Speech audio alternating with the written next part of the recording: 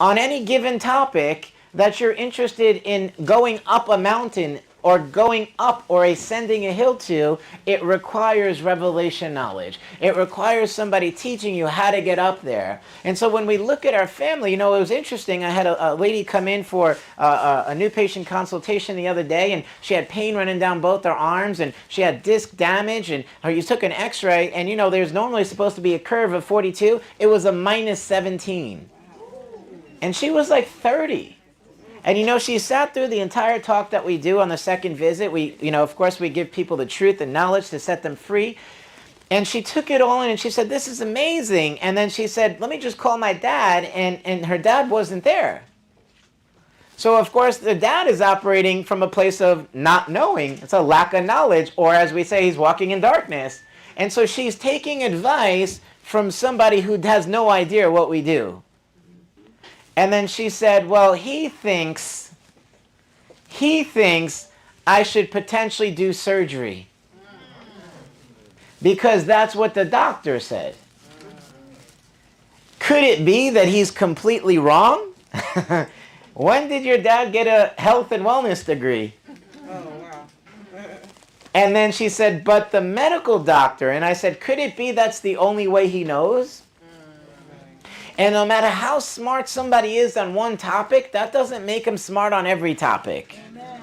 It's so important. In all the years I've been in practice, I've seen the wrong mentorship. I've seen people get health advice from somebody that has no revelation on health. I've seen them go to, maybe they go to their financial guru and they ask him, hey, how should I get healthy? What do you think about that? That's the wrong person to ask. Or they ask their employer, or they ask their cousin Johnny, and Johnny doesn't know about health.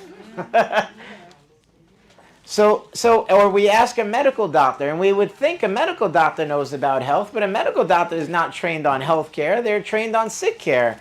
They're trained on how to manage your disease, not build your health. They're not trained on how to teach you healthy habits.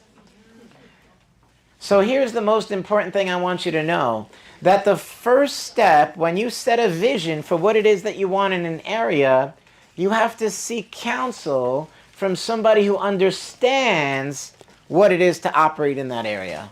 Does that make sense? Yes, hallelujah. And so the reason you're here today, see, I always say that I have to walk my walk in health and wellness to be able to teach. Now, if I was up here and I was completely out of shape and I was taking 10 drugs and teaching you about health and wellness, there'd be a serious problem. Yes, if you saw me downstairs smoking cigarettes and drinking a bottle of wine, you'd probably say, I don't know if I'm supposed to go to this guy to get help.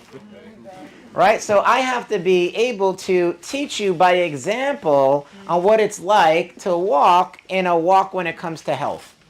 And I know absolutely, beyond a doubt, that every year, in the beginning of the year, I set intentions regarding my health. I set an intention. I have a vision of what I want my health to look like that year. I want to walk free of pain. I want to walk free of sickness. I want to be able to take care of my body and experience full vitality. So here's what happens. Number one, we set a vision. And a vision is what you see yourself in that optimal state. So set one for relationships. What does your optimal relationship look like? Set one for health. If you have children, set one for relationship with your children. How many categories we have so far? 3. I'm going to give you a couple more. You ready?